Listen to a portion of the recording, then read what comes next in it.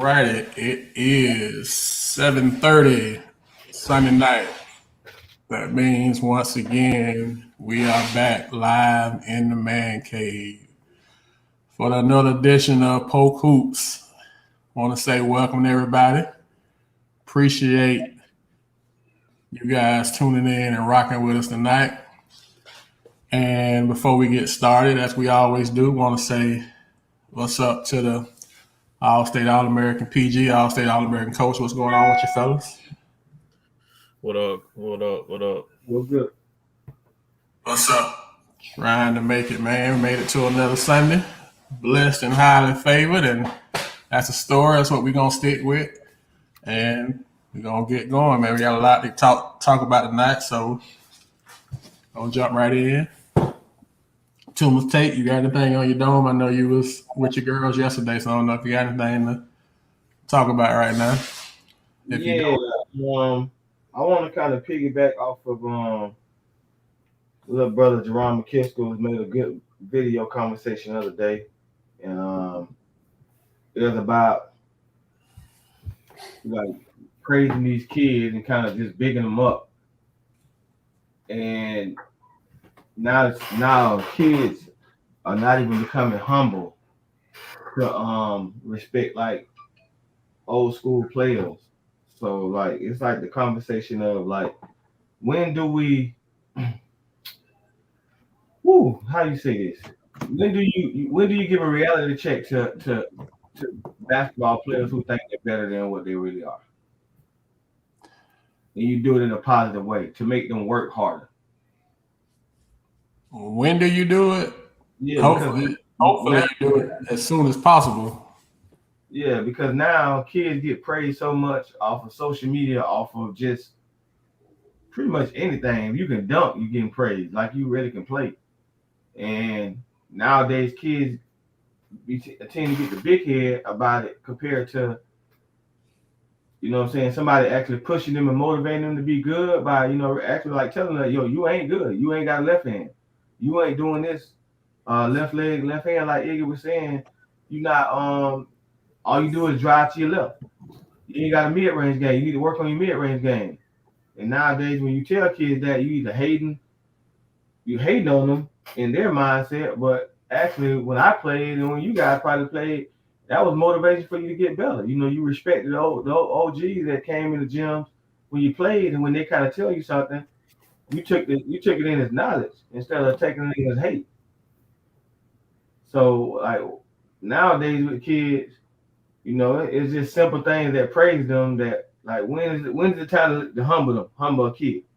How early should you start with the humbling them? Like I said, as early as possible, in my opinion. But the trick on it is, so I would say probably before around middle school, because I say early as possible because the more the hype train loads up, the harder it's going to be to pull them back. But the trick you run into if you tell them too early, especially on the travel ball circuit, you run the risk of losing them because they'll just go somewhere to somebody does hype them up, and I don't know if they always ready to receive it. I don't know if that's a thing where it's got to start at home before they get to you. They got to start in school. But I think the earliest possible, I say around middle school, if you can catch them before they get to middle school, that's probably the earliest. Because it's starting so early now that you almost got to meet them where they're at. If not, you run the risk of it being too far gone. I'm with both of you guys, but my thing is how are you gonna have that conversation, and who is that conversation coming from? It's kind of hard to have that conversation with the kid and they don't even know you. You know what I'm saying? Like a lot of these kids don't learn about history of basketball, especially in like Polk County or even their own school. They don't even know.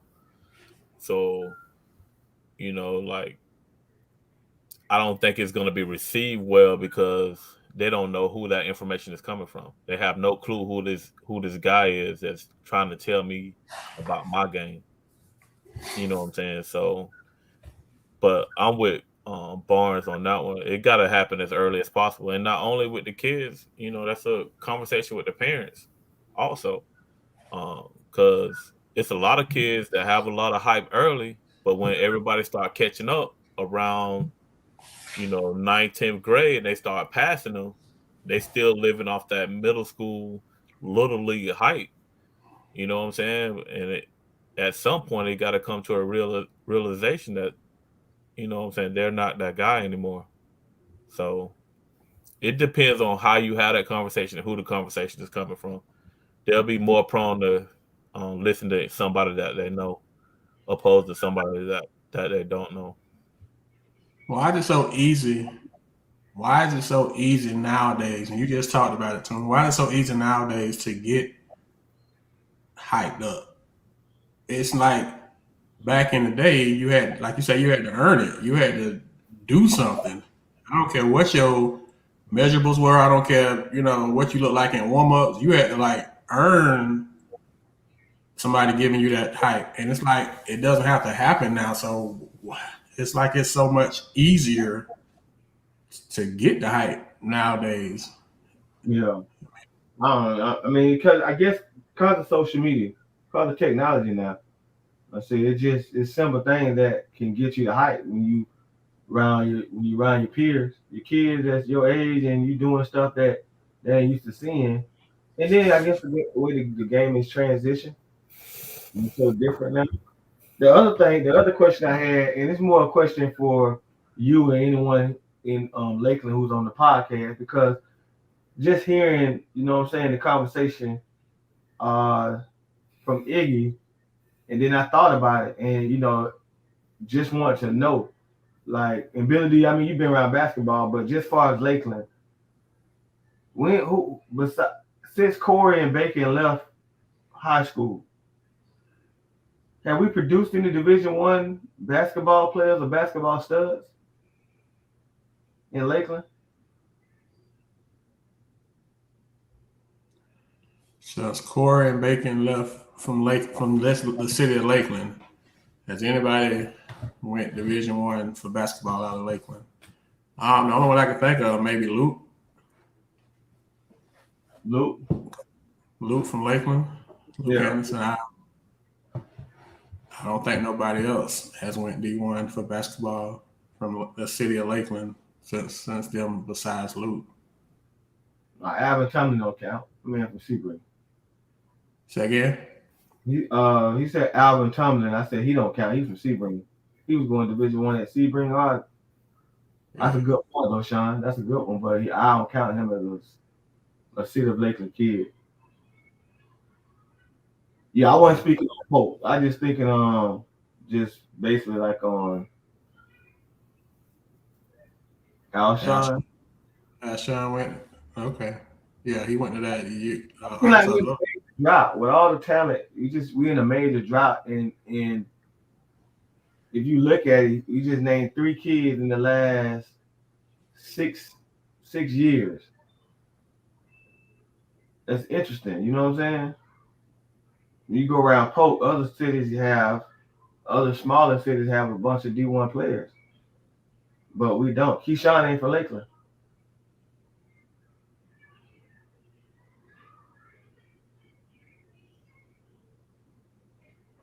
I mean, it's a fair, very fair point.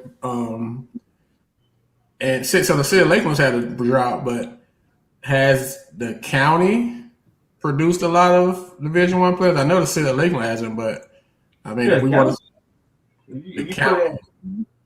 You go Tomlin, you go Keyshawn Bryant, you go Walt, you go Tony Bradley. The county is put. You go Chance McSpadden. The county, kid that went to North Florida. I'm saying since Corey and Bacon, Chance was with Corey and Bacon, and Alshon was with Corey and Bacon too. What year are we talking about? From what year till now? I don't know. I just know they all play together. So them four all together. So the won't other say guys, they- I don't know about the other guys, but I know they all play together. Kid from Auburndale. What kid? Turner Um, kid? no, the guard that went Oh, to. Keon was before them, right? Keon was before Corey, right? I think he's before them. Yeah, Keon was before them. Was after. But what about the one Turner kid that's at Middle Tennessee right now? He was after them. Isaiah was I with think he was. Isaiah was with Luke. So He was yeah, after 2015. yeah. Chris Perry was after them. Yeah, No, Chris Perry was before Corey, right? he before them. Yeah, he was before them too. Yeah. But it has been a drought. To your point. Yeah. The reason why I say that, bro, is because like with it being such a drought, I'm just clearly speaking on home Lakeland, but with it being such a drought, like these kids should be humble. They should be working hard. You know what I'm saying? Because we ain't producing.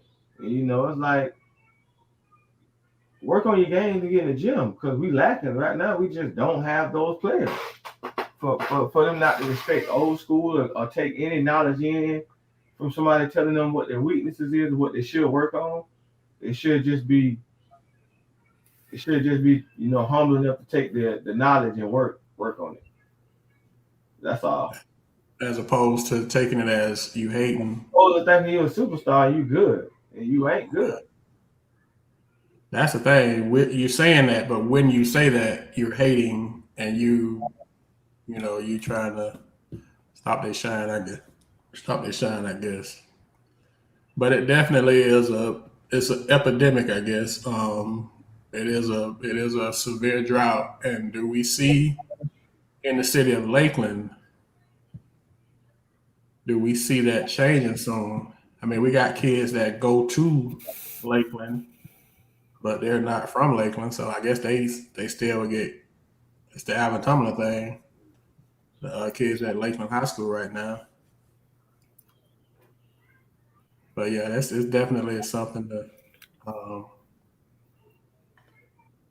we're gonna talk about that in a minute, Black. Let Coach get this Coach's Corner in, and we're gonna talk about that because that's something that came up over the weekend about coaches and developing players.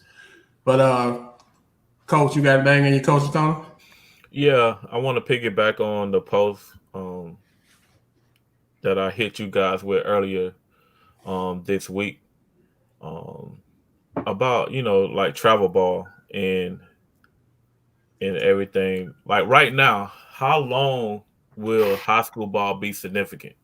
Because it seemed like it's turning the ugly head where high school ball is just not going to be significant anymore compared to travel ball to get these D1 opportunities that Toomer is talking about. I thought it did. No, You think it already has? Yeah, I thought high school ball was already dead. He's just playing for state championships. That's all I thought it was. I mean, like the next level, you ain't earning no scholarship. You ain't earning no Division I scholarships playing high school basketball if you're not playing on that circuit. So I thought it was already kind of dead.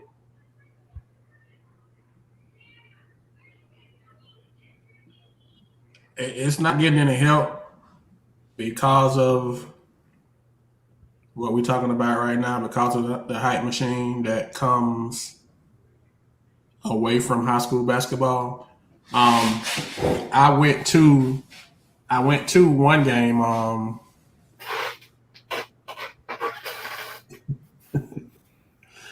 The only people that play basketball in Polk County is Bartow. But I went to the Catholic and Santa Fe game on Tuesday, and I watched the Bartow Discovery game on the TNJ network on Wednesday.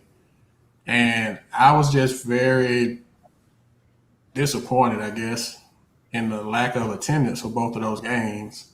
I'm not sure how the Arbondale Victory game attendance was, but it's like you said, it's not an interest for these games. It's not an interest to to go. And I Can't don't blame know it if on technology. We can't blame it on technology because we had one of our good friends in Orlando for that showcase they had this past weekend. He said it was sold out. yeah, we're gonna talk about that in a second. That's what I'm gonna talk about. That kind of make a point of what both of y'all kind of talking about. But it's just like there was nobody in the gym, and I mean those were two, you know, quality teams, the quality games. You would have thought, so you would have thought that more people would have been in attendance, but it was very disappointing. So I do think, to Tuma's point, I think that the interest in high school basketball or the lack of it has already started, and that's sad and unfortunate. But I do think that it's. I mean, you're on the AU side, coach, of the circuit side, so you can kind of see both sides of it. But from where I'm at, it's kind of like it's already started. And then I part two of mean, that is we don't have no ball players. We don't have nobody exciting that people want to go see. Like we got good players, but we don't have no ball players. Like somebody that's getting spoken on the next level, like that bring interest to the gym. You know what I'm saying? Like I think that's missing. So, for example, you look at Orlando this weekend, and you probably had about 20 Division One players that's already committed to Kentucky's and Kansas and those type of schools. And then in Polk, we don't have that big name like Hagen's saying. We don't have a marquee name that can bring them out to the games. Like so, we talk that's about coaches or attendance. with the attendance. Like Okay. I think you want to go. Like I'm asking Bar's question about the gym. About far as like he said it was poorly attended. I just think that like Hagen said, I'm agreeing. We don't have the marquee name of the players that are those next level players that make you want to get in the gym. And then it's like a marketing too. And that, I mean that's a fair point, because kind of like what you were just talking about. The They had the showdown in Old Town. I think that's what they call it. Showdown in Old Town in Orlando yesterday, and Winter Haven played in it. Winter Haven beat Windermere Prep, and the game that they played that game. Then the game after that game was Dr. Phillips versus Olympia.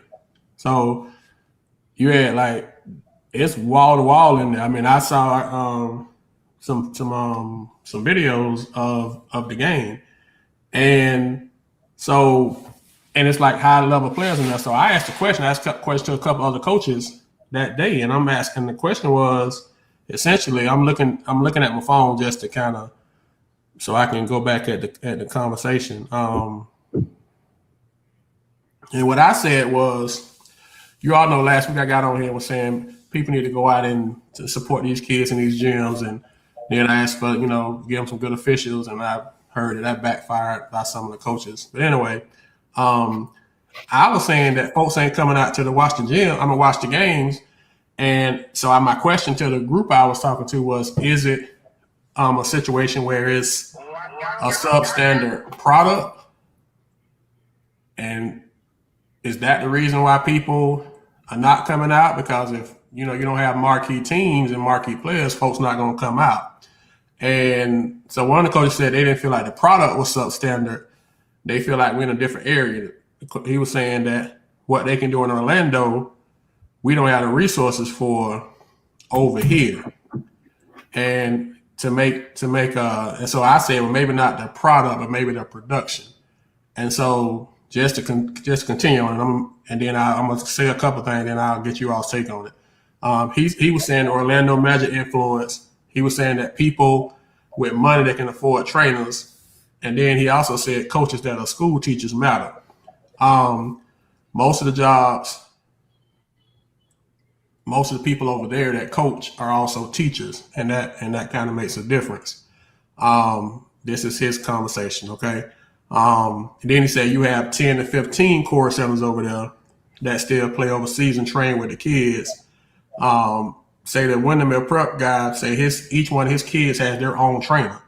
So it's not that they're not doing more training than county coaches. It's just that they have many more resources. And for that reason, that's where the separation comes in at. He said some more stuff, and I'm going to be quiet and see what y'all take on that. I agree.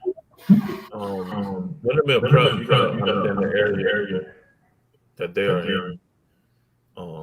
Windermere, you got people like Shaq, Tiger Woods, living in those type of neighborhoods. So of course, those families can afford to pay a team. I don't think our kids here, not at the highest percentage like Orlando, can afford to have that type of team. You know what I'm saying? I think it becomes like a resource money situation. You know what I'm saying? But you have some coaches, that's what they do. They bank on player development, like you see videos on the breakfast clubs and some other coaches about what they're doing with their kids. But you're talking about one or two coaches. What is everybody else doing? To get their kids better, and then you got to fight with other sports also. So time becomes a huge situation. But push come to shove, bro. I don't think overall individually these kids are putting the work in order to be great. So we're getting inconsistency and mediocrity when it comes to a great player. It's interesting. That we like you talked about before you move on. Like those teams, like yesterday, they playing each other. That's the other thing, and they playing each other on good dates. Like so, a Wednesday of a non-scheduled game that wasn't supposed to be on the schedule, it might have its case to be poorly attended. Good games on bad dates don't help the situation either. You know what I'm saying? So that's something to look at too. Like why is a Barstool Lakeland on a Wednesday compared to on a Friday? You get what I'm saying? If it's look at those type of games, like the marquee matchups, sometimes we doing the midweek, that probably not as good for people to attend. Yeah, and I mean,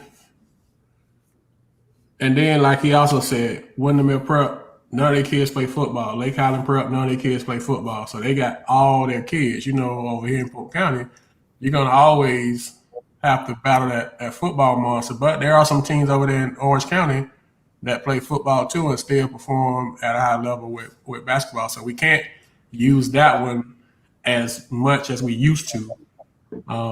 Back in the day, we used to use that one a lot. So we got to kind of, I mean, even like yesterday, that showdown in Old Town, that was on Saturday. So they just lined up the gym and then OCP gym, which is a very small gym for that type of product that they had. And them people just show up. It wouldn't probably be. I mean, we got the Mosaic, which we're gonna announce some teams here in a second, and then we got also they start. Coach Hen starting a Polk hoop shootout also. So I guess the trick is to kind of try to schedule better. But it just seems like it's so much harder for us to get all of our teams in the same place. And, we ran into that, that seemed like those, and I'm sure that those coaches don't just automatically get along, but it seemed like they make it work. You know what I'm saying? It seemed like they make it work. Like every big team that's in Orlando was playing over there that showdown in Old Town. Wasn't nobody left out. We don't always get that in Polk County. It's always a yeah, but, or it seems like we just can't all get going on the same page. So I think it kind of started with the grown-ups. And I mean, for at least the next 2 years, we do have some quality basketball teams, plural, in the county. So hopefully we can take advantage of that. We got a lot of young talent at these schools. So as long as they stay at these schools, which is, that's always I mean, you want to keep it real, just think about the Polk hoop shootout. I don't know who Coach Hen got in the Polk hoop shootout, but that's supposed to be like shootout with just Polk County teams. Yeah, we're gonna announce it here, but it ain't just Polk County teams. To your point, though, yeah. Playing each other, like what you just witnessed this weekend. You know, I think more back in the day, you would have had a Lake Wells, Haines City, Lakeland, Kathleen, Auburndale, Winter Haven, all them. Remember Big Blue, all them in the gym, same time playing each other now, which is interesting because I mean the majority of the coaches around here, is black coaches, right? We dominate the coaching, right? Yeah. Sugar effect. Guys, drop it down, bro. Typical. Guys ain't gonna want to play each other. There's gonna be some type of excuse as a film. Man, it's a good point, man. It's a good point. It's a sad point, but it's a good point. It's a sad point, but it's a good point. To be told, I mean, I remember a couple years ago, I had one guy say that, man, I ain't gonna schedule nobody that's in my district, or I gotta see during the season. Okay, well, we're gonna segue into what you just said about the shootout. So we're gonna go ahead and reveal the mosaic. Oh God, Hitler back. Yeah, you gotta cut that YouTube off. Tell them YouTube guys to get on Facebook and stuff. You got people watching it though, so I can't. Can you hide that? No, you can hide it. You can just go on there and click the thing and just hide it. So hopefully. Block you. I'll just block them. Yeah, there you go. All right, so we're going to announce the Mosaic Stinger Shootout lineup here for it's February 4th and 5th. We're gonna announce that one. Then we'll announce the Polk Hoops Shootout. But we'll do the Mosaic first, and then get you all's reaction, and then we'll do the Polk Hoops and get you all's reaction. All right. So on Friday, February 4th, 5 o'clock game is Charlotte versus Jenkins. The 6:15 game is Clearwater versus Sebring. The 7:30 game is Miami Norland versus Bartow. And the 8:45 game is Olympia versus Lakeland. Friday night. What's your take your initial thoughts on the Friday night games at the Mosaic? Olympia just played this weekend? They just played Doc Phillips. That's gonna be a good game. That's good. Miami, New Orleans, and Olympia. That's with Edgar James' son. That's his team. Outlaw. That's gonna be a tough matchup for. That's gonna be a real good matchup for Lakeland. Go ahead, Coach. What's your take? But that's what you want at the end of the season. Kind of see where you're at. You know what I'm saying? Where are you compared to the top teams in the rest of the state? And can you compete at that level? You know, it could be, yeah, we there, or, you know, what do we need to do to get ready for the playoffs? You know what I'm saying? That's a great measuring stick. And that's what I used to use the Mosaic as. Like, where am I at right now before I enter the playoffs and what I need to work on? So that Olympia Lakeland game is going to be a measuring stick. As long as with Bartow and Norland's a traditionally great program. They're a little down this year. I was able to see them play earlier this year, but they still got some great players. They got the number 2 sophomore in the state on that team. It's going to be a measuring rod. It's a measuring stick for Polk County teams Friday night. I thought Norland was number 1 at one point. Didn't they start up number 1? They just been struggling. Who that? But I don't know. Like I said, they're down compared to what they're traditionally used to. Yeah. But they still got some good young players. So they was up and down early, but they still gonna be tough to beat. Olympia, Sean. Yeah, Bo Outlaw's son, coach, play with Olympia too. So Olympia got a stacked squad, so that's gonna be a big time game and test for Lakeland. You know, the Mosaic kind of set up kind of like Metro versus Orlando. So all the Polk County teams play against other people. So that's always good. And we'll predict. We won't predict tonight. We just reveal it tonight. We'll predict them when it gets closer. All right, then Saturday games all day Saturday, February 5th, 10 a.m. Pasco versus Lake Wales, 11:30 a.m. Vero Beach versus Kathleen, 1 o'clock p.m. Daytona Beach Mainland versus Discovery, 2:30 p.m. IMG Blue versus Santa Fe, 4 o'clock Leesburg versus Victory, 6 o'clock Lake Highland Prep versus Arbondale, 7:30 Oak Ridge versus Bartow, and 9 o'clock Windermere versus Winter Windermere versus who?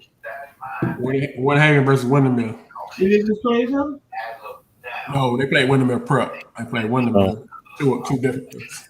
Yeah, Windermere coached by Coach Grissett. So which one the better team? The Windermere team or the Windermere Prep? I haven't seen Windermere Prep, but Coach Grissett been doing a great job at Windermere. Olympia beat Windermere on Friday. So I don't know which one is better. Don't get me the line. Olympia beat Windermere High Friday. High school. Say again? February 4th and 5th. February 4th and 5th, Bartow High School. So those last 4 games, really those last 5. Well, I don't want to, but Leesburg Victory, that'll be an up and down game. Lake Island Prep, they usually always pretty good against Arbondale. That'd be good. And Oak Ridge, Oak Ridge pretty good in Bartow. And Windermere. Windermere got the Sean Stewart kid that committed to Duke. They're playing against Dillon, so that'll be a real good measure stick. So that is the mosaic again. Once again, what's y'all take on Saturday? I'm sorry, I didn't get y'all take on that. What's your take on Saturday?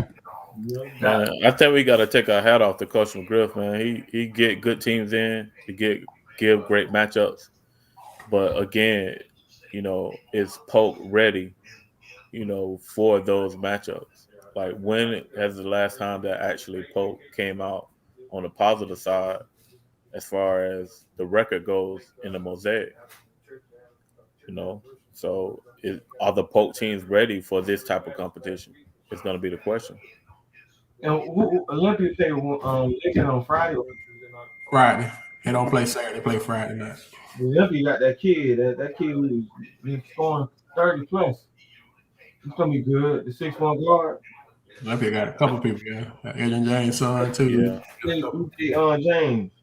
Lake Highland Prep got a kid that's committed to Ohio State on their team going against Arbondale with Big Turner. So the Jizzle James and the Rowe will be a good matchup. They both look like linebackers. And Olympia got some more folks too. That's gonna be a real nice test. I'm getting some history. Last time we had the mosaic before the pandemic, Polk County actually won the challenge. So, or hopefully it's like you said, it's a very tough lineup. You got a lot of kids coming in the gym from outside the county, like high level kids. Like I said, a kid from Windermere going to Duke, committed to Duke. Kid from Lake Highland Prep committed to Ohio State. And you got some other Friday night. You got Olympia, but you want me to tell you something about that event? That's the only event in Polk County where you will see college coaches there watching. And also you will see Donnie Wilkie, who is the chairman of the City of Palms. He's always there every year looking who's going to be the next team that he's inviting to the City of Palms. So it's important that you go to the mosaic and play well, because it'd be a lot of important people in the gym. Yeah, and that Saturday night, we know that Dillon is, Winter Haven, he one of the top 30 juniors. I think we get that invite next year. They will get that invite. We get the invite to City of Palms based off of this. Yeah. If Lakeland plays well, they could possibly either get an invite or probably get an invite to one of the showcase games. They don't play on Saturday though. Lakeland play Friday. Usually Donnie's in there both nights. Both nights? Yeah.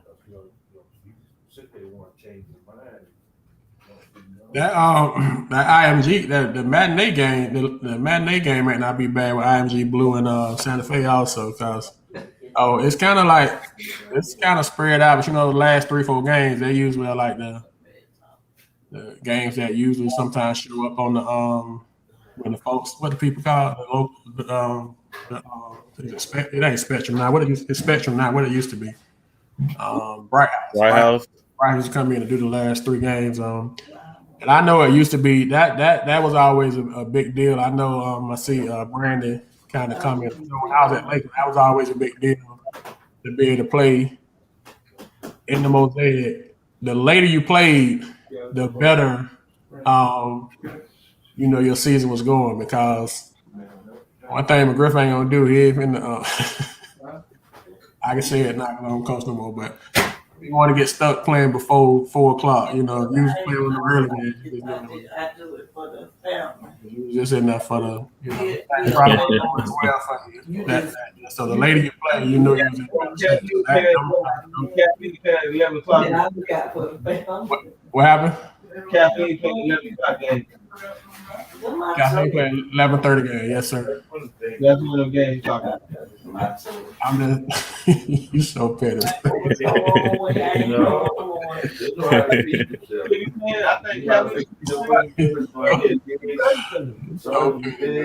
think Oh man, but I mean, I don't know what why happened? he playing early like that. I think he playing at 3 o'clock.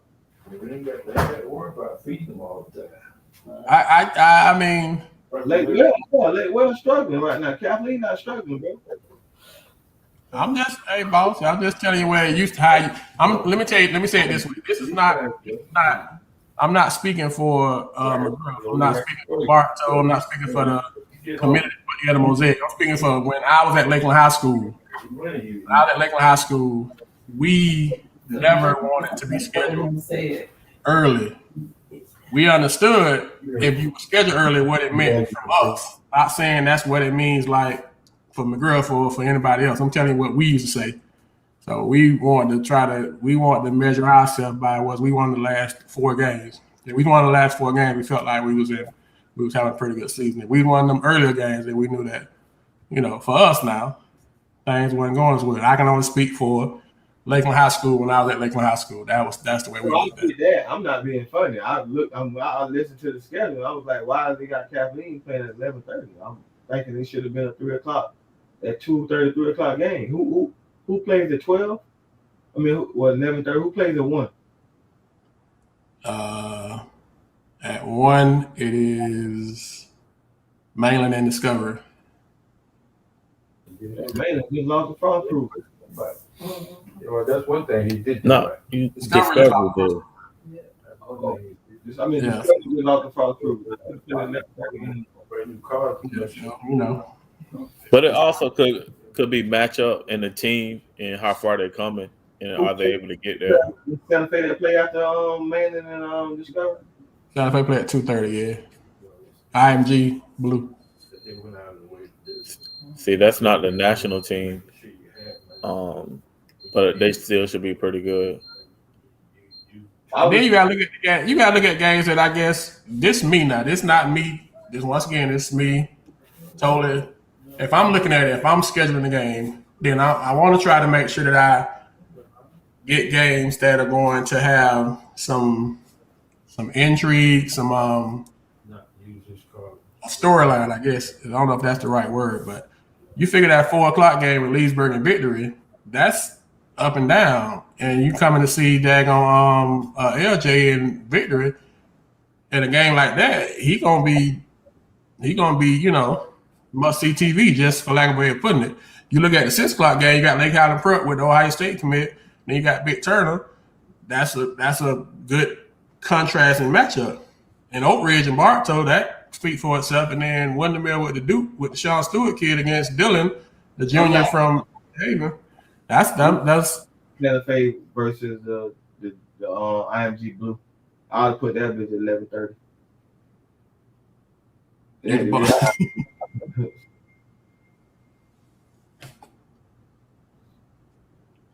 I get it. The final team. IMG is a state championship team with size, but it's not a national team. Yeah, that's correct. It's not a national team, but it is. They do have state championship team with size. So that'll be a good test because Santa Fe, got the big kid, but Santa Fe gonna run around and keep running and The points don't even matter at that time. The points already done. Marlon, them guys gonna give you no points. From my inside scoop, they already got this. The points already done before that even happened, right? Melody? Friday. I think Friday's the last game for points. I think. Yeah. It's Friday or is it Saturday? I think Saturday might be the last game for points. I think all of them count, bro. Saturday's the last game for points, so this would be the last point game. Yeah, this last point weekend. I'm with that. I'm not gonna January. Oh, they say January 25th. Points done. So yeah, this ain't points. Yeah, so it'll be done by that time. Yeah. So I'm looking at in the church meeting. I'm just looking at you guys regional finals, man. They should have played So later. you feel like Kathleen got slighted. I don't know if it got slighted because those matchups. I just don't think the IMG Blue game and Santa Fe game is gonna be well attended. It's a game that some people are gonna go see. So the points won't matter for the district, but the points will matter for the region. So it's important still if you make it out the district, these points will go factor into the region. Does that make sense? Yeah, I'm saying I'm looking at the attendance. I'm looking at for attendance purposes, bro. Santa Fe don't get nobody in their gym, so why would I schedule them at a 2:30 game? Nobody don't want to see Santa Fe play. They don't get a good crowd. So I'd push that game up early, and I'd move Kathleen because you got crowd wise, you get Kathleen, Auburndale, Bartow, Winter Haven. You get what I'm saying? Yeah, it makes sense, Tom. I see what you're saying from an attendance standpoint. I think people think I'm coming out wrong. I'm looking at the attendance. No, you're looking at how the crowds travel with those teams. Yeah. And I'm with you on that. You feel like Kathleen crowd travel more better than Santa Fe crowd. That's what you're saying? Especially in the evening time, in the morning time, they ain't gonna get the crowd. Santa Fe don't get the crowd. So I'm looking at understand that those games are gonna build on each other. So at the end of the night, that crowd should be wall to wall. Should be wall to wall, bro. And Kathleen people stay to watch Auburndale and that kid. So you got them in, and no Bartow and Lakeland. Bartow and Haven. So the crowd. I wouldn't have scheduled ain't no disrespect to Santa Fe, but they don't get a very well attended game for me to put them in that slot. That's a good point. It's a fair point. It's a fair version of it. All right, so I'm gonna run through it one more time, and we'll go to the post shootout. So on Friday, and we'll post this on the page tomorrow. On Friday, Port Charlotte versus Jenkins. 5 o'clock, 6:15, Clearwater versus Sebring. 7:30, Miami Norland versus Bartow. 8:45, Olympia versus Lakeland. On Saturday, 10 a.m., Pasco versus Lake Wales. Pasco, that's where Quint Everett coach at. Quint comes to the Mosaic as a coach. I wonder is that some history as a player, a kid ever played in the Mosaic and coached in the Mosaic. That's interesting. 11:30 a.m., Vero Beach versus Kathleen. 1 o'clock, Mainland versus Discovery. Vero Beach is a pretty good team. That's the team that won a Haven play at the beginning of the year. Them people not bad. Say again. Wheeling in the same boat as Quint. Coaching playing. Yeah, Quinn. So 2 coaches. You got two former players that's going to be coaching in the Mosaic. That's pretty neat. 1 o'clock, Mainland versus Discovery. 2:30, IMG Blue versus Santa Fe. 4 o'clock, Leesburg versus Victory. 6 o'clock, Lake Island Prep versus Arbondale. 7:30, Oak Ridge versus Bartow. And 9, Windermere versus Winter Haven. So the last time we had a Mosaic, Polk County won. So hopefully just before we're not going to do the teams right now, but just y'all listening to that, what's y'all initial reaction? Can Polk County win the Mosaic again this year? No, they won't. You say no right now? You say no too? No, they won't. It's going to be a challenge. All right. So we'll post that on the page tomorrow. I know we just kind of talked about it. We'll post it on the page so you all can see it and make your plans. On Saturday, January 29th, the Saturday before the Mosaic, we have the Polk Hoops shootout, first annual at Lakeland High School. And so I'm going to go through those real quick. We got it. The 12:30 game is Lake Wells versus Boca Ciega. The 2 o'clock game is Lakeland versus Savannah out of Georgia. The 3:30 game is Clearwater versus Melbourne. The 5 o'clock game is Sebring versus Golden Gate. The 6:30 game is Arbondale versus Lakewood Ranch. And the 8 o'clock game is Victory versus Gibbs. All at Lakeland High School, Saturday, January 29th. 6 games. Initial reaction. Can you repeat those, Coach, one more time? Yes, sir. Lake Wells versus Boca Ciega, 12:30. Lakeland versus Savannah, Georgia, 2 o'clock. Clearwater versus Melbourne, 3:30. Sebring versus Golden Gate, 5 o'clock. Arbondale versus Lakewood Ranch, 6:30. And Victory versus St. Pete Gibbs at 8 p.m. I'm confused on why Lakeland playing so early. That's weird. That's a good question, sir. I don't know if John Smith is on here or not. Or anybody representing Lakeland High School. Yeah, I don't like they like they're gonna be number 1 and number 2 in our campaign. And they gonna be fully attended. I ain't trying to hurt you. Monty, that's Savannah. That is Ahmad team. Oh, he's saying Georgia needs to get back, so they need to play and get back on the road. So, Well, why not have them play somebody else then? You know what I'm saying? Yeah. I mean, but I guess the coaches just wanted to play each other. But I'm with Tuma. That don't make no sense for the home team. The home team got to either play the next to the last game or the last game. You know, that's just traditional. It's a different format. So I think Coach wanted to play Savannah. I guess that was kind of, I don't know that to be sure, but he had to move their game time, so that's kind of the gist of that. So we'll post that on the page as well tomorrow. We'll post the Polk Hoop shootout on the 29th, and then the Mosaic on the 4th and the 5th. 2 shootouts to end the school year, or not school year, to end the regular season. So both the Polk Hoop shootout and the Mosaic, those points will go to the region for playoffs. Neither one of those shootouts will have any impact on the district seedings because the district ends on the 25th. Okay. All right. So moving right along. Team of the week. We had 3 nominees for Team of the Week. First team was Bartow. Bartow went 2-0 on the week. They beat Discovery 61-49, and then they beat Lake Wells 85-50. Winter Haven went 3-0 on the week. Winter Haven beat Jenkins 69-59. Beat Osceola 81-57, and then they beat Windermere Prep yesterday 52-44 over in Orlando.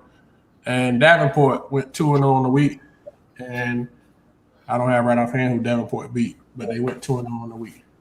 I put it on the page. So while I look for it, who is y'all vote for Team of the Week? Davenport. My vote for Davenport. What Coach Ampbo doing up there deserves some recognition. I think the other teams, I commend them, take my hat off. Winter Haven had a great week. But I think they're supposed to win those games as well as Bartow. So my vote go to Davenport. Okay. So our Polk Hoops Team of the Week. Shout out to Coach Ampbo and the Broncos. Davenport is our Team of the Week. All right. Player of the week. We had 4 nominees for Player of the week. We had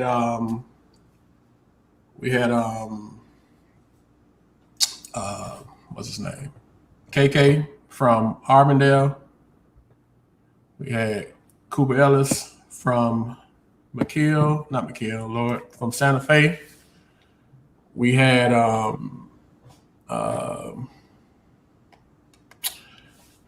who else did we have? Oh, we had Marshall Hearn from Sebring. And then lastly, we had trying to do this off memory. See, it ain't working. Marshall and Shaw, and Shaw from Kathleen. So we had Andre Shaw from Kathleen, Marshall from Sebring, Marshall Hearn from Sebring, Kirby Nats from Arbondale, and we had Coop Ellis from Santa Fe. Yes, sir, Marlon. So, who y'all got? Do y'all need me to run the stats down, or y'all kind of remember them? I kind of remember. Andre Shaw. Shaw is yours. With me, I kind of had co-player of the week for me, and that was Andre Shaw as well as Marshall Hearn. Marshall Hearn had, a great week, scoring wise as well as Shaw did, and they went head to head. I think head to head, one had 30 and the other one had like 29. So for me, it's co-player of the week between those two. Yeah, I can live with that as long as Shaw on there. I'm good. Okay, so we got Shaw and we got O'Hearn to be our co-players of the week. For Shaw and O'Hearn. And they actually played against each other Friday. Like you said, one had 31 and 10, the other one had 29 and 7. Kathleen won, but that was a pretty good thing. All right. So next we're gonna do our new top 25, but we're only gonna do the 10 on the show. We're only doing 10 through 1, and we'll post the rest of them on the show. We'll post the rest of them on the show on they ain't giving out no co-championship, but they've given out co-player of the year all the time, Coach. They give out co-players of the year all the time. We didn't say co-team of the year. We said co-player of the week. So they do that a lot. So I'll do them in the show.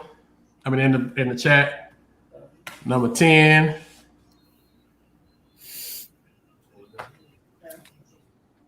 Your boy got it, but we give it a Kodo, sir. Number 10 at 79 for the week right now is Sebring. Number 10 is 79.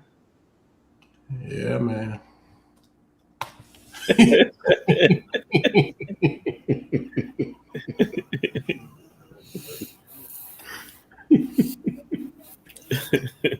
Oh, man.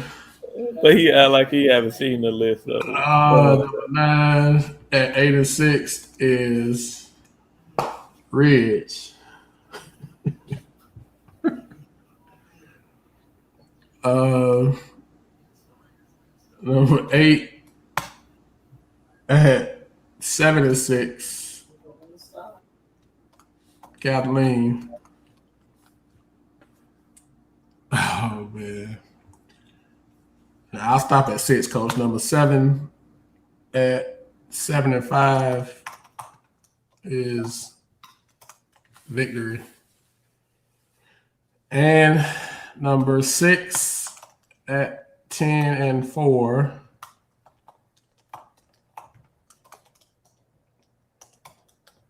is Discovery. Any thoughts, Coach? Coach, it's tough out here, man. It's real tough out here. Especially when you have top 10 teams that one is not even 500 and the other ones are flirting with 500. So, I question, like we talked about in the beginning of the year, are we going to get those teams in the playoffs? And right now, I just don't know. They'll have to win their district to get a for sure bid to the playoffs. If not, they put it in other people's hands with their records. And that's what you don't want to do. You know what I'm saying? Put it into the hands of a computer, whether you make the playoffs or not. So these teams gotta do well the next couple of weeks before the district tournament. Gotcha. All right, top 5.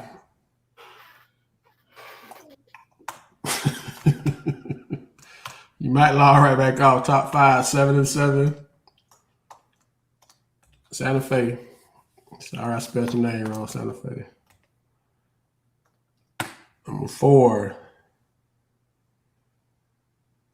at 9-7. Arbondale. What in the world? Number 3 at 9-4. Bartow. Number 2, 14-3. Winter Haven. And number 1, still at 7-1. Lakeland. What's your thoughts?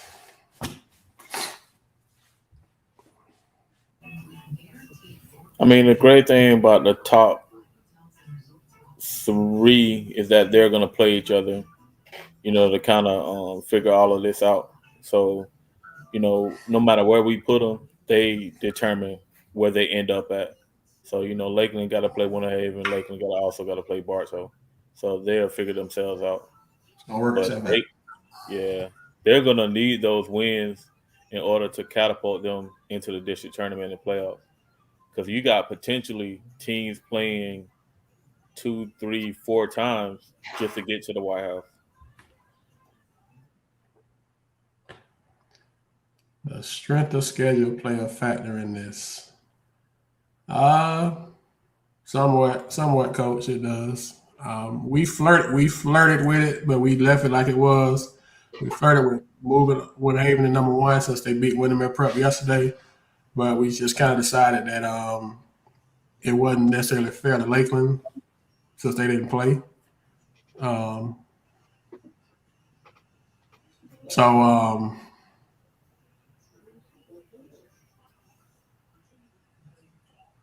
It's a good question, Coach Hagan. It's a fair question as well. But yeah, we did. I mean, we don't factor this probably as much as the people do with FSSAA, but we did look at it. That's why I posted the strength of schedule earlier this week.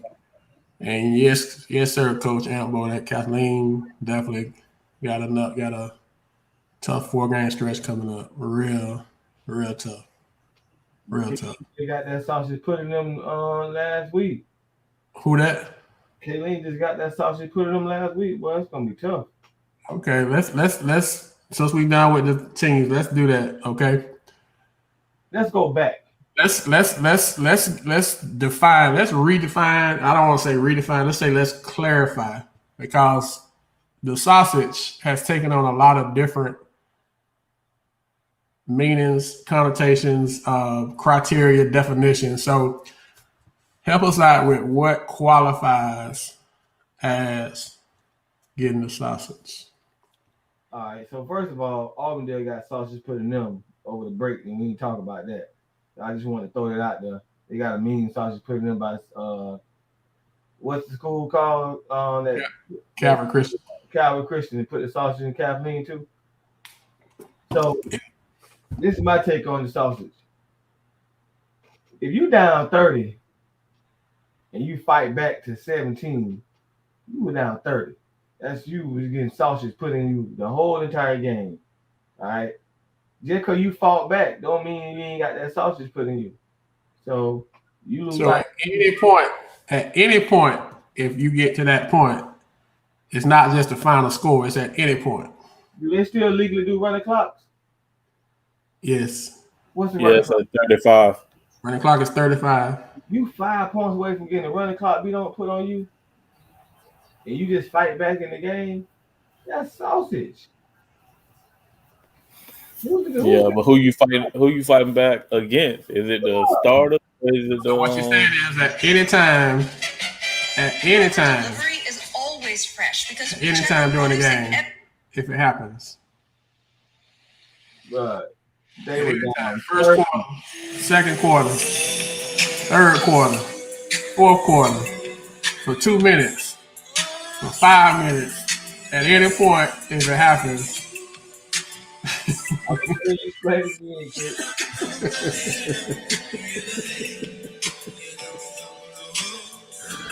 So we clarified at any time. That was down. It was almost a running clock. Okay, I just want to make sure that because it's been floating around.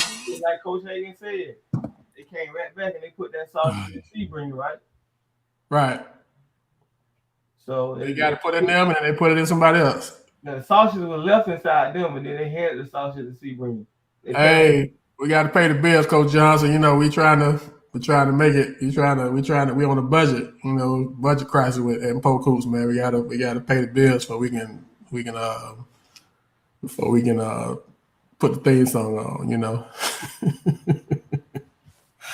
So just so we clear, at any time, if you down 20 or more during the game, no matter what the final score says. No. Okay. You can be down 20 in the first quarter and come back and win the game. If you down at the end of the third by 30, you 5 points from a running clock. Gotcha. The final score don't tell the game. The game explains itself. You were down 30 going into the third. I mean, they hit a 3 and a quick 2. Time out. The clock gonna keep running. Gotcha. Okay. So we have clarified the sausage as far as the definition, the parameters, the requirements that incorporate the sausage. I like the bounce back though. Put that sausage right in Sebring. Yeah. That's what you might well do. You might well just learn from it and get it to somebody else. Hey, at least Kathleen didn't have to drive 5 miles, but Sebring had a long little drive there. Yeah. That blowout. Yeah, Coach Pruitt. I don't know if it was 34. I know it was 30. Well, it might have been. I know it was 30 at one point because I was there. So yeah, it was tough. Some people was they played very well. They played very well that first half, man. They couldn't miss. They was that was a sausage beyond sausage, bro. Oh, that was we had like 4 or 5 of them up in Kathleen.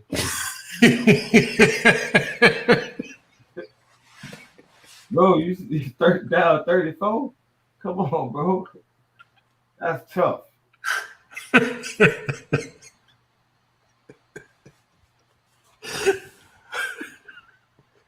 Listen, Auburndale get beat by 30? The Calvin Christian? Yeah, they got beat by 32, yeah. How are they ranked number 2 or 3, whatever they're 4? Oh, man. Bruh. I'm just speaking. I know the way. I know what guys. Bro, I mean, I'm the head up in them simultaneously. Oh,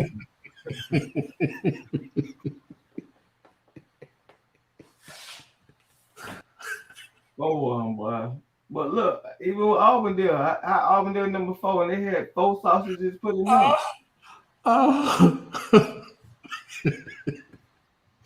Yeah, Auburndale had a couple up in them. Had a couple. Oh man. Oh man. All right, man. We gonna transition, man. All right. So last week we kind of talked about our mid-season overall top 10 players since the season started. So tonight we're gonna announce how we have them ranked and looked at this point in the season. We'll try to get back on. We'll try to pull it back together. I apologize. I left for a minute, so sorry about that, Kathleen. Sorry about that, Arvindale, but that was funny. All right, so number 10. Our number 10 mid-season overall player is Devontae Chaney from Frost Crew. I'll put it in the chat while I'm talking about it, while I'm writing them. I do 10 through 16. You all can talk if you want to. All right, number 9. From Winter Haven, Jamie Phillips. Number 8 from Armandale, Nehemiah Turner.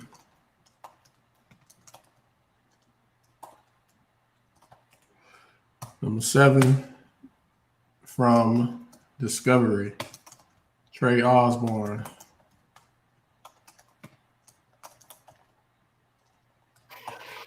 And number 6 from Santa Fe, Trey Lane. What's y'all feedback on 6 through 10? 10 through 6, I meant.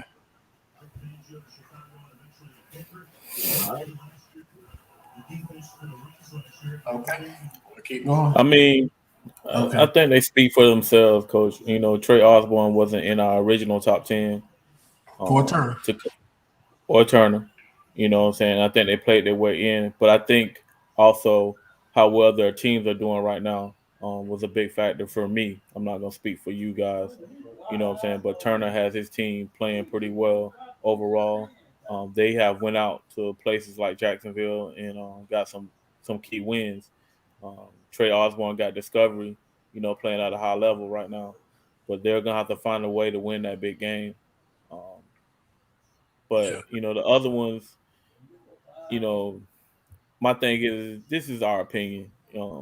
People going to agree, not agree. But Jamie Phillips is playing on a team that has 2 other top 10 players. You know what I'm saying? To put up the numbers that he has and with the level of competition that they're playing, you know, me and Tuma went back and forth and we kind of agreed, like, you know, that kid's playing at a high level against some of the best competition with 2 other players that's averaging more than he is. You know what I'm saying? So, you know, rightfully so, you know, I feel that he deserves to be in that top 10 also. But those kids are playing at a high level. Trey Lane has his team playing at a high level. You know, you can say the same for him. Coach Antbo, Armandale is number 4 in our top 10. I'm not understanding really what you're saying. They're not top 5 in the county. They number 4 in I don't know about what Matt Prep's doing, but we got them number 4 in our rankings this week. Put him in there. Black Trey Lane actually went up. He was number 9 preseason. He number 6 now, so he actually went up 3 spots or 4 spots. So he didn't drop. He went up. Pat, Turner. I don't disagree. He's one of the top 2 bigs in the county. And I mean he probably made the biggest jump of anybody. He was like 15 or something before the season started, so he made a big jump. So I don't disagree with you about him being one of the top 2 bids in the county. So, all right. So here go our 5 through 1. Number 5, Barto, KJ Parker. Number 4, from Lakeland, Tyler Williams. Number 3, Winter Haven, Dylan James. Number 2, from Victory, LJ Kaysen. And number 1, from Winter Haven, Isaac Salazar. Thoughts, fellas? I love it.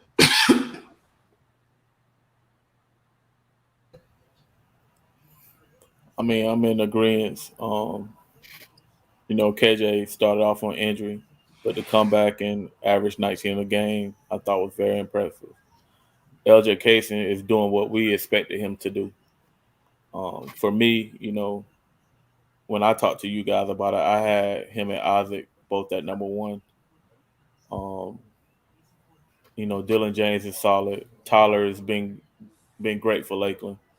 You know what I'm saying? But again, all of this stuff is going to play itself out. But what LJ and Isaac are doing right now as sophomores, where they're dominating at a high level, you know, and they're filling the stat sheet up, especially Isaac. he's filling stat sheet up from rebounds to assists, the steals, and LJ is doing the same thing. So I think, this is reward for the hard work that these kids are putting on. Yeah. I don't think anybody. Go ahead. Yeah, boy, if you ask me, they 8-7. I don't think no 8-17 should be number 4. Well, it ain't just that. They almost 500. What we talking about?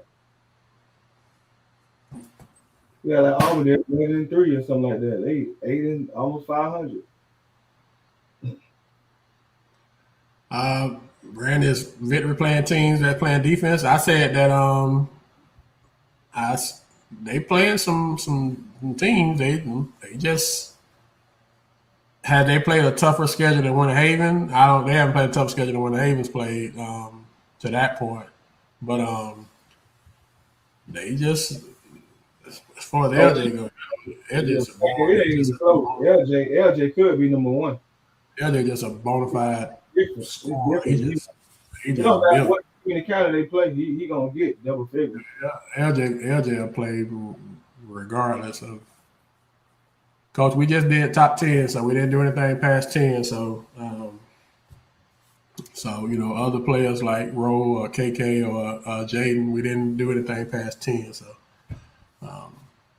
he was in the conversation though. So, like when we listed the players that was in the conversation last week, we had 14 players that was in the conversation. So he was one of the ones that was mentioned that we were discussing. But this is our mid-season top 10. So Roe out here right now. He out. Roe's out. I'm saying he's saying where's Roe? He's not in the top 10. Yeah, he's not top 10. So, all right. So last week we had some games that got canceled. So we only did 4 games.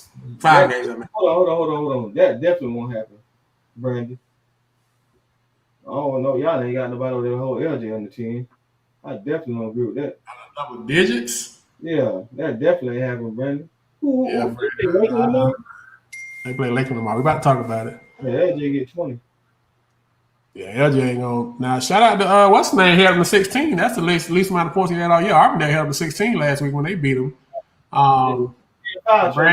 Brandon, I know you die hard. I'm there with you with Lakeland, but that's gonna be a tough one for anybody to hold him under to single digits. It's gonna be a real. You're the boxing one in the whole game, man. He won't get more than 20. Ooh.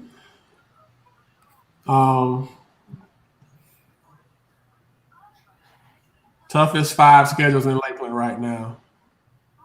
Santa Fe, which is always they always have a tough schedule. Winter Haven, Victory, Lakeland, and Armendale.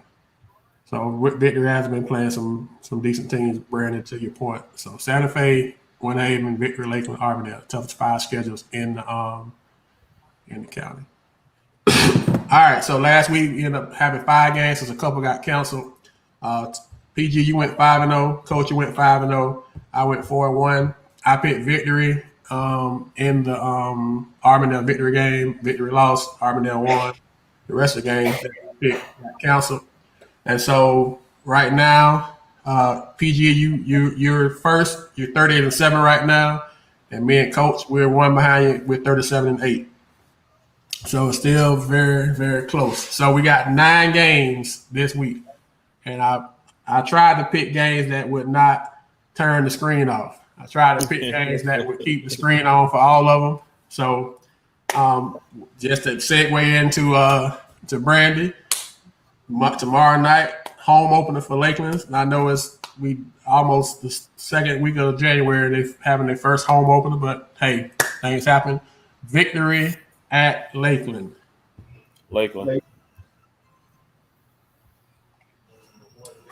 No discussion? Lakeland. What's the over-under for how many LJ end up with? I like Lakeland too, but what's the over-under? 20 to 25, just depending on the foul situation with him. You're going to get 20. Yeah, I'm with Tuma on that. It's going to be tough to stop him. But the thing is, though, they have multiple people that can guard him. You know, only thing you really want to do is just take him out of the game and try to slow him down. But you know, that kid putting up enough shots and at a high level, shooting at a high percentage where he's going to get his. TNJ Sports Network will be in the building. Yep. So for everybody, that's a definite plus. Okay, this is worth the TNJ appearance, and Bartow's not included. So that is impressive. That will be a very exciting game. LJ and the Ricketts kid and Dino, they got kids that can score. And then you got Lakeland with Tyler and Rowe and D and Wilcox. So that's going to be a very high scoring game. I think it'll be both teams to get over 80. And so if they got 8, there's no way that LJ might have 20 at the half. No disrespect to Lakeland. That kid can score. All right. Also Monday, Lake Wales at Ridge. Ridge,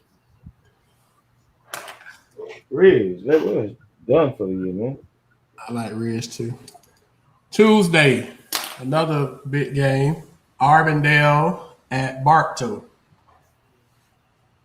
Bartow.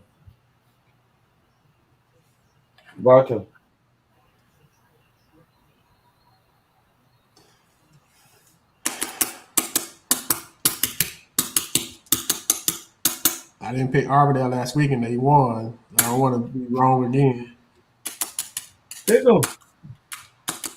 But Bartow's at home and they much better at home than they is on the road. I'm gonna take Bartow because it's at home. Arbandale gonna win again though. Also Tuesday night, OCP at Kathleen. Sausage game. I know he was gonna say that. I knew he was gonna say that. It's the Corey Tuma sausage game of the week. Yeah, they get points, man. Man, listen, all them home field advantage techniques that they use, they better use it that night. I expect the air not to be on. They probably cut the lights off. Who knows? But yeah, we got OCP in that one. Yeah, I think that's gonna be a tough one for the lane. I like OCP too. I hope they don't get the sausage put in them at the house, but it could happen. Also Tuesday, Discovery at Haines City. Hold on, it's 2 OCP teams? No. No. Reggie being funny. I was gonna change my pick to Kathleen. Discovery at Haines City. Who? Discovery.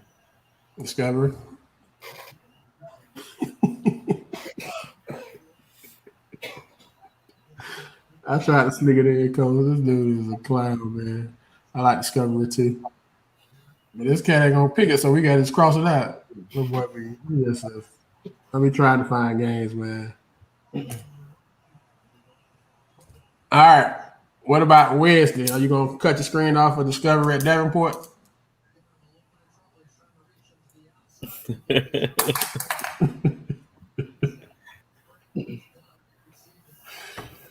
Oh man, we got no games to pick, man. You can't turn your screen off every time we dang gonna pick a team. We're gonna be picking 3 games a week.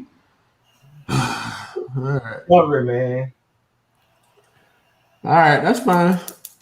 I don't know if you're gonna pick Black. It's tough. Brandon, it's tough. We're gonna be out of 2 games a week with this guy. So you pick Discovery? Over Davenport, yeah. Yeah. I know they're gonna throw me out of school, even though I just voted them team of the week, but I'm picking Discovery too. That's the only reason I cut the screen back on, because we put him as team of the week.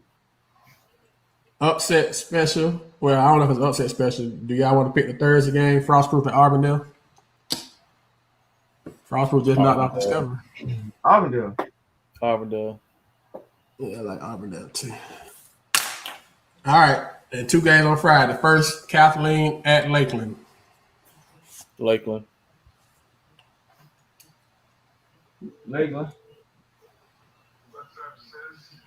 I like Lakeland too. And the final game on Friday, also Bartow at Winter Haven. Winter Haven. I'm going Winter Haven too. Yeah, I like Winter Haven too. So we end up picking 2, 4, 6, 8 games. We didn't pick Discovery Hayes City. Almost didn't pick Discovery Davenport either. Tuesday, Santa Fe versus Lake Highland Prep. Is that for real? Oh, we'll pick. We'll put that one in, coach, in place of the one that my man turned the screen off of again. Tuesday. That's why them people had a number one schedule in the strength of schedule. Blicker don't care who he play. He play everybody. So you're gonna have 2 sausage games then on Tuesday. Sausage Tuesday. Tuesday sausage. What do you want to call it? Sausage Tuesday? So Lake High Prep gonna put sausage in Santa Fe? It look like they're playing over there too. They gonna put sausage in Santa Fe. No, it's. I think it's that. It doesn't matter. I got Lake Highland Prep. It sound like us. I like Lake High Prep. I don't think it's gonna be sausage though. Santa Fe shoot the ball too good. Sausage Tuesday. Sausage Tuesday. All right, so we all. I mean, the records ain't gonna change. We all picked the same teams this week. What thing happened? Sausage Fe. It's a home game. It's a home game too with Lake Island Prep. All right, so want to make sure and give a shout out to Tyler Williams from Lakeland. Picked up 2 more football offers this week. Stanford and Missouri. And y'all know Stanford don't just give it; they don't just offer anybody. So that Stanford offer is pretty impressive. I mean, not saying the other one's not impressive, but that Stanford offer is pretty impressive. Just put that out there. Yeah, I agree. They usually offer kids that have a high GPA, and you know Tyler been a 4.0 kid forever. So All right, so the last thing, guys, tomorrow is not a football topic. I mean, a basketball topic, it's a football topic. Alabama, Georgia, who and why? Georgia, I don't see them beating 2 times in one season. I agree with you, Tuma, but they have done it before.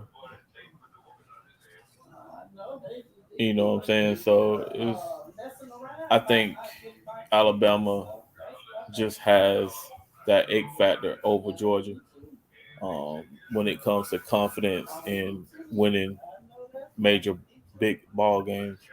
So even though Alabama's actually the underdog in this position, I can't go against the Nick Saban right now. Did he get offered this week from Miami? He didn't get offered this week from Miami. He got it last week, right? He did? I don't know if it was this week or the last week. I know he got one, though. I know he got one. I thought we said it last week. But, yeah, I mean, every offer is an impressive offer. Let's clarify that. But that Stanford offer carries some weight because of what comes behind that offer. Stanford ain't offering everybody. So, no disrespect to these other people he getting offers from, but to get offers from Stanford, that's... I mean, let's talk about that. Has Stanford ever offered anybody in this area? I've never seen Stanford offer anybody from Polk County. And I'm not saying they haven't. I'm saying I haven't seen it. Never. You've been here long, coach. Bro, you've been here for forever too. Have you ever seen somebody say AGTG off? You know, because that's what they say, AGTG. Very blessed and all this, yada yada yada. Receive an offer from Stanford. I ain't seen it. Yeah, so big. That's probably the biggest one out of all of them. You said. Yeah, I mean, not saying he's gonna go, but just the fact that them people go to the guys' office when they come to the football office. People like Stanford. Yeah, they don't. If they go into the guy's office and they line it up, they gonna get back in their car. Coming from Stanford, you never even make it down there to the weight room where all them folks at. Well, let's talk about that too. I meant to talk about that earlier, but we kind of got off on a tangent. Yesterday, he pulled another All-American to come to Jackson State. Announced it on live during the high school All-American game.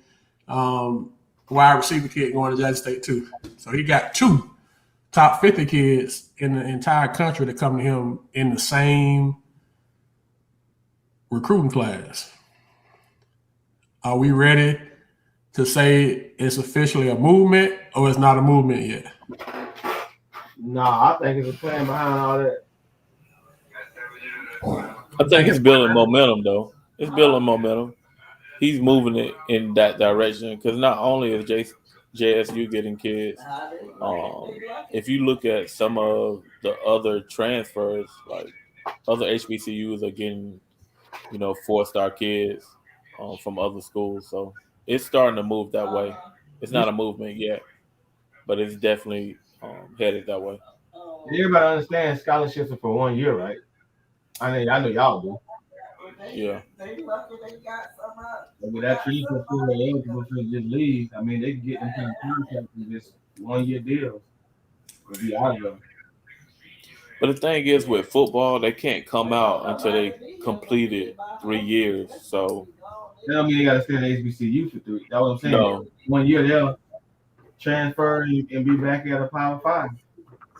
You got $1 million. True. But if they try to move up, if they don't have a good reason, they could have to sit out a year. Oh, for real? So, Coach Jamal is asking, do you think it's more so about the kind of money these kids can make with these moves, or are they truly want to play at these schools? I don't know if you're necessarily getting the type of money at a Jackson State that you would get at a SEC powerhouse. So I don't know if that's it. Maybe I'm wrong. I disagree, Barnes, because I think he's referring to them NIL deals. Because I know the one kid got over $1 million.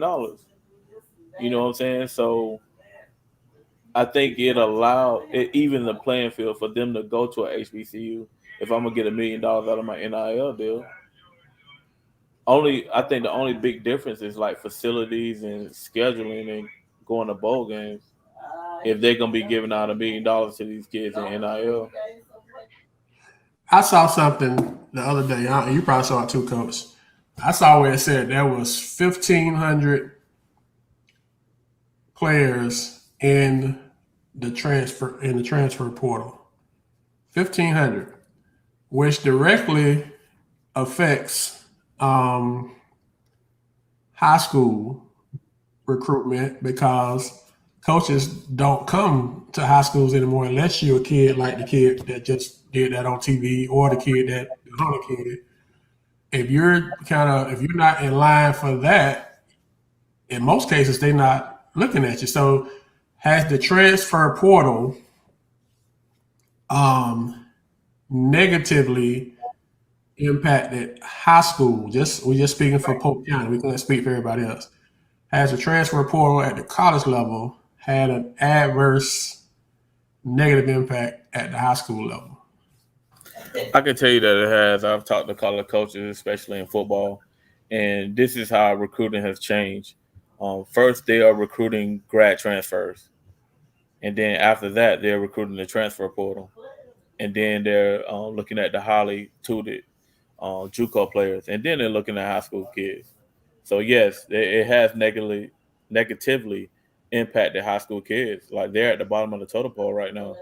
You know what I'm saying? So coaches are going straight to grad transfers in the transfer portal first before they're even looking at high school kids. And the high school kids that they're looking at, you know what I'm saying, they're going after the 4 or 5 star kids first. Some 3-star. But yeah, it's not only hurt football, it's hurting basketball too. So I just got. Go ahead, bro. I heard it's hurting basketball bad. It's got to be hurting. I mean, because in basketball, you don't have as good a chance. I don't want to say good a chance, but you have less chance to get on because it's just less spots. I just got a message saying that there's a one-time transfer rule that was approved this spring by the NCAA. I don't know if you all are aware of this. I wasn't before I just read this text, which essentially says that kids can transfer one time without having to sit out a year. It was approved in May, so the kid could transfer where he wants to be without penalty for the first time. So that's never been done before. Yeah, Does that changes the game. That change things? Yeah, it makes people more willing to transfer, to go into the transfer portal. I don't like where I'm at, so I'm gonna go in the transfer portal and go to another school without any penalty. I talked to a D2 coach this summer in basketball. He said he wasn't even recruiting any high school kids at all, and that was a D2 program, HBCU at that. You know what I'm saying? He's strictly looking for grad transfers and transfer portal kids. That's what he was exclusively looking for. Because if you could go to the portal and get a kid that still got at least 3 years, what's the point of going to get a high school kid that you kind of got to, like we were talking about earlier, that you got to spend a year or two developing if you got a kid that's already been in college, already been in somebody's weight room, already used to the day-to-day of being a college athlete, a college student. It kind of, you kind of bypass a lot of stuff that you would have to kind of deal with a kid straight out of high school. You got to deal with a kid getting used to being away from home, being able to, deal with going on the road and being away from their family, and just to navigate school and practice. And then you get a kid that's transferred, they've done all that. So somebody else has done all the work that you got to do. Now you got to do is get them in line with your program and coach them up essentially. So they've learned how to be a college student, and you can bypass that. So it definitely makes sense. And I just hate it, to your point earlier, Coach. So the transfer portal, I think, kind of goes right in line with how high school basketball is getting minimized. Because why do I need high school basketball? Some people, like, they're not recruiting at the high school level anyway. So why is it? I just go out here and do the best I can on the circuit and hope somebody see me, because they're not coming to see me in high school because they're going to the portal. Right? I mean, that's one way to look at it. I agree with you. And the thing is like, who has a bunch of offers in basketball here in the county? It's only one player, and that's Dylan James. Dang. So the people on Winter Haven team, especially like Isaac and JP, they're going to benefit from Dylan having all those offers, because there's going to be coaches in the gym to come see him. You know what I'm saying? So they'll be able to see them too, compared to everybody else. Tyler has a lot of offers, but those are in football. So if Tyler had the same offers in basketball, it would benefit Rowe, D, and Wilcox, because coaches are coming to see Tyler, but they'll also see them. And coaching is a fraternity too. We know how that works. They'll call another coach like, hey, coach, you know what I'm saying, there's a kid on Lakeland team you might want to keep your eyes on. They do that all the time. You know what I'm saying? So does right that now, Winter Haven is at an advantage because of Dylan James. So does that kind of support the transfer movement in the county? Why kids are always transferring to these other schools, because of that same kind of that point? I need to get over here where they're actually going to be coming to. I got to come over here to Lakeland. I got to come to Winter Haven. I got to go to Lake Gilson, because that's where the coaches are going to be. Not saying that they're not other places, but that's just 3 schools that we know that coaches are coming, be it football or basketball. They have been coming. Let me say it that way. So does that lead to the fact of a kid wanting to go? And in that case, can you blame the kid? Is the kid wrong for that thought process? It's out there. It's a thing, as they say. It's a thing. So is it a negative because of the way that things are right now, that I got to go? If I don't go to Winter Haven for basketball, if I don't go to Lakeland or Lake Gilson football, nobody's ever going to see me. I don't care how good I am. Like the kid just went out to San Antonio, it's a football kid, the kid from Lake Wales that didn't have no offers, although he had a great season, the DB. Hadn't done anything. Went out to he had offers though. Well, I know that kid. Yeah, he had offers, but now he has major Power 5 offers. He done blow-up-suated off of one weekend. He went out to a combine and said, and I know for all you educators on the screen, I know that blow-up-suation is not a word. I know it's a lot of educators in the chat. But anyway, he went out to San Antonio and this combine, and he ended up getting a defensive MVP. And in the span of a day, he got Florida State, USF, and West Virginia all in a day. that he didn't have before he went out there. And I know me. He did have South Carolina before he went out there, so he was getting there. That kid look big. He say the thing say 6'2", 180 on his. Now I don't know if he is 6'2", 180, but that's what the program say. He probably is. But then you look at it like he didn't have he didn't really have anything before he went out. It's kind of almost like Tracy, not to the same level as Tracy McGrady, but nobody really knew about him. He went out there and became the MVP, and now it's a whole different deal. So if he don't go out to this combine, if he's sitting over there in Lake Wales saying, "Man, I need to get in one of these schools over here, so I can get recognized," like the kid from we just talking about it, like the kid from Ridge that just transferred to Lakeland, the quarterback. I didn't know he still had not Ridge. Yeah, Ridge. I didn't know he had another year, but his 10th, 11th grade year, the kid threw for over like 2,000 yards each year, and I don't think he had any offer. So it's his mindset, man. I got to go over here to Lakeland. They got a 4-star receiver that's getting an offer every 5 minutes. They got another receiver that's got 3 or 4 offers, and it's Lakeland. I need to go put myself in a position so that people are coming on campus and they can see me because they're never going to come on Ridge campus. If that's his mindset, I haven't talked to him, so I don't know. But is he wrong for having that type of mindset? Oh, that's glad, yeah. I have an issue with him going to Lakeland. When the last time Lakeland had a quarterback, you know what I'm saying, to go? You know what I'm saying? Mm-hmm. So are you going to Lakeland? You probably won't throw for 2 because Castle going to hand the ball off. He probably put it up to Tyler, but you know your stats probably be worse than what you had. You know, so you know I'm praying that kid it works out for them.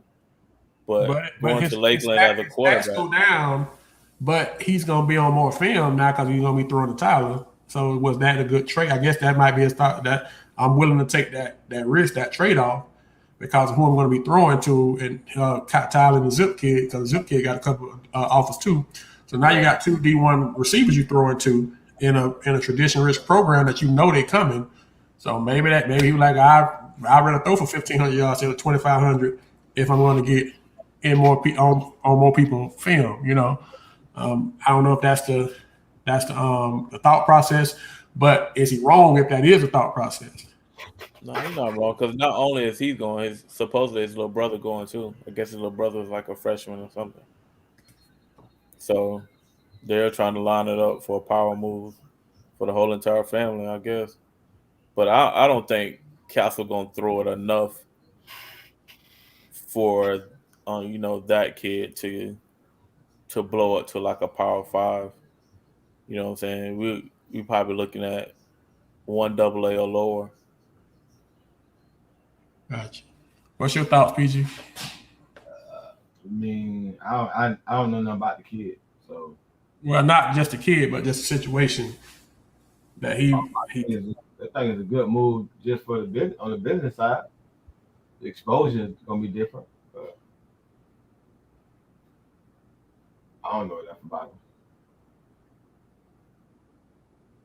him. Nah, I'm not making I'm not playing with Castle no more. Like Castle let me down.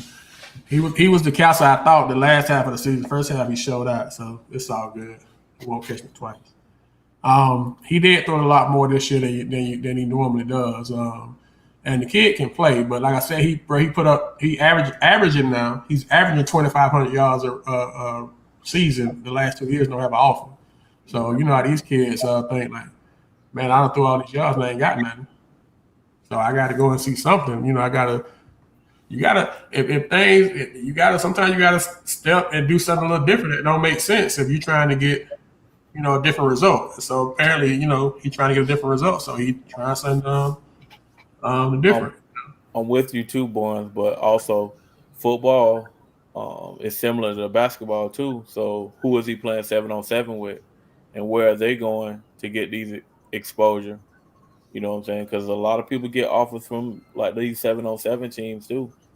So it's a lot of things that's going to play in it. Did he go to one of these exposure camps like the Anglin kid did? And not only did Anglin went, a D lineman went too, and he was able to get some offers from Lake Wells. Like, you really got to put yourself out there. It's not gonna only be Lakeland film. So is he going to these exposure events? Who is he playing 7-on-7 with? And we're not only talking about him, we're talking about all these other kids that play.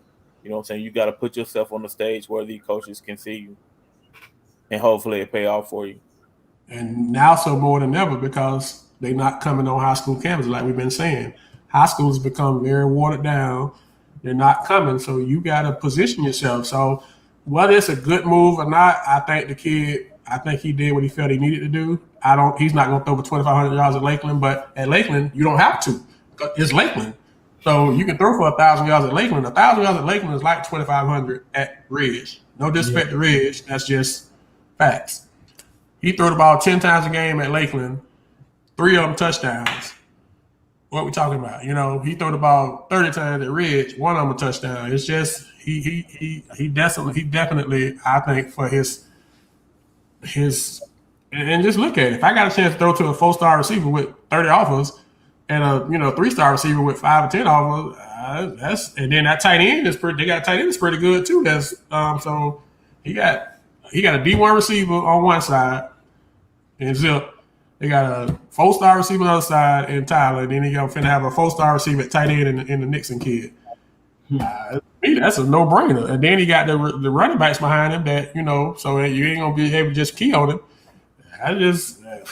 To me now, that's tough, bro. It's like, I'd have been out of there too. I mean,